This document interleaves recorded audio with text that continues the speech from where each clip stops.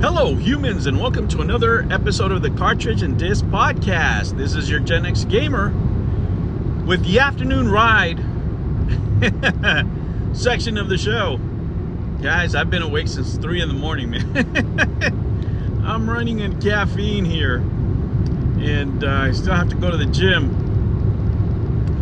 But during this transition here on the road, I wanted to talk to you about a couple of things here that have happened. One of them is a revelation from Microsoft that up to 2020, Modern Warfare has made about $27 billion. That's right. That's from the court case that's going on, from the hearings. That's a huge number. In addition, I made a post earlier today about Final Fantasy 16 selling 3 million copies digital on the PS5. My friends, this year is going to be the year that, for all practical purposes, we remember as the year where physical media pretty much died. And it's not that there's not people that enjoy buying physical media, guys. It's also the convenience. You know, I found myself, and I don't know about you guys, but I found myself sometimes annoyed when I was playing my Xbox that I had to get up and change the game, right? I was so used to using the Game Pass and just going from game to game and switching over seamlessly that sometimes, you know, I found myself doing a double take going, man, I feel annoyed, and I shouldn't, because I'm a physical guy, right? But I'm having to get up to put in another game. So I guess it's just the mood that I'm in, you know, if like I'm playing the Xbox 360, like I know I have to get up, but usually when I put a game in that one, I'm going to be playing for a long time. And I think the last time I was playing Diablo 3 is the game that I was playing. Regardless, guys, that figure is huge. That release for Final Fantasy on digital, and we don't have the numbers for physical yet. But that's a big number, you know, that really is a big number, and we have to get used to the notion that we are no longer the biggest part of the market. As a matter of fact, every year our numbers go down, whether we like it or not. You know, if you look at it from the days of the Atari, right, the segment of the population that was playing video games back then is not the same as now. You know, some of the kids from the Atari, like myself, are still playing games, but the one thing about Gen X gamers, especially the ones that were early gamers, there was still a stigma about playing video games when we were growing up. So a lot of us, you know, got lost along the way. You know, I've told you before that I have friends that will play an arcade. They will play, my arcade went up, but they will never touch, you know, they will never touch the PlayStation or anything else. They'll play, you know, one of my main arcade sticks, no problem. But they just won't touch a console ever, right?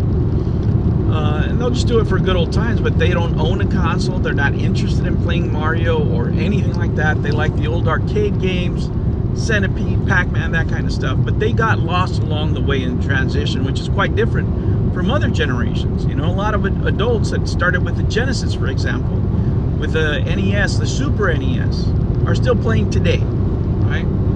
And they make up a majority of the retro game market.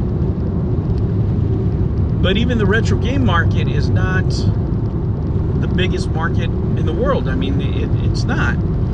We're looking now at PC gaming. We're looking at mobile gaming. We're looking at a digital economy when it comes to video games. And I think that another thing that we have to look forward to is Starfield. That's going to be a bellwether event, I think, right? Because most people are going to play it on the Game Pass day one, right? That is a flagship of the company. It's going to be the flagship of the Game Pass. And why are you going to go and spend money on a physical game which they will release according to Xbox. But why are you going to do that if you're going to get it for free, right? If you're going to get it as part of the service.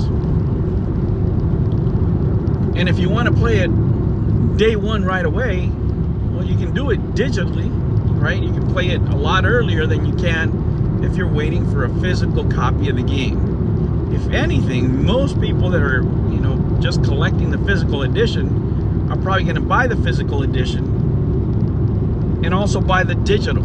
You know, there's a lot of degenerates like myself, right, that do that. For example, with the Persona games, right? Because I want the physical and I want to own the digital copy because I want to play right away.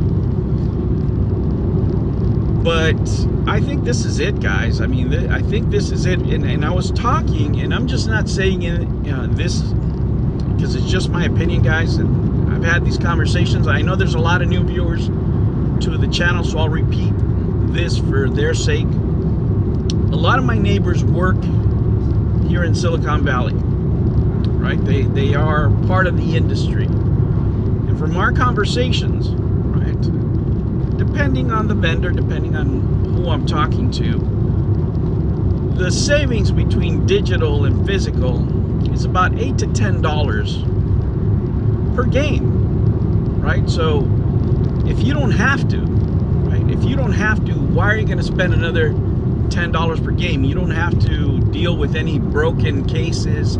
You don't have to deal with broken discs. You don't have to deal with a bunch of stuff that you deal with when you're dealing with physical media, right? Especially if the public is telling you that they're okay with digital. And I think at this point, you know, the split, you know, it's more like 70-30. It used to be 60-40, 65-40 by some estimates at the beginning of the year. But I think by the end of this year, guys, it's going to be 70-30, and I think that physical media is going to be a niche product. That's why you're going to see, you know, like all these specialty companies that that make physical games for a particular release, right? You know the ones. I'm not going to give them free advertising, but they'll make a game, they'll produce a physical copy, and you can go buy it, but it's going to be a niche market, right? And you're going to have to wait the 4, 6, 8 months, whatever the hell they take to make them. That's where you're going to have to wait, and that's, I think, what we're going to be looking at, because at the end of the day, these companies are here to make money and to reduce costs. That's what every company does, guys. And if the customer themselves is telling you, we're not willing to wait for a physical copy, I want to play it day one, I want to play it early, I'm willing to, you know, just download it. And that's what companies are going to do. They're going to, you know, gear towards digital downloads, make everything digital, make physical, any type of physical drive is going to be optional. It reduces not only their cost in the production of the games, but it reduces the cost in the hardware, guys. So there's only one way this is going to go, and it's going to be digital. So I think this was the last hurrah for, you know, a lot of it, at least for Xbox and PlayStation. I think Nintendo will still do cartridges because they're just better at producing physical media, unique physical media, and they take longer to implement things. But I think even they, once they have a stronger subscription service, even they are going to go that way too. So I think as far as Xbox and PlayStation, I think this is the last hurrah for them as far as physical media. Nintendo, maybe one more generation with the Switch 2. And I think that's going to be about, that's going to be it, guys. That's going to be the end of the physical market as we know it. And we're going to be clients of a very niche market. That's what I have for you right now, guys. Thank you for subscribing. Thank you for all the new subscribers. You know, and I know a lot of people are enjoying the shorts. I'm going to try to give you as many as I can. I'm uploading some now for this holiday weekend that's coming up. I am going to go visit my grandkids, my kiddos, and have some fun. And if I can, I'll record a couple of these whenever I have time. All right, guys, thank you so much. I really do appreciate it. Thank you for liking and subscribing. I do appreciate if you hit that like button, and I will catch you on the next one. Take care.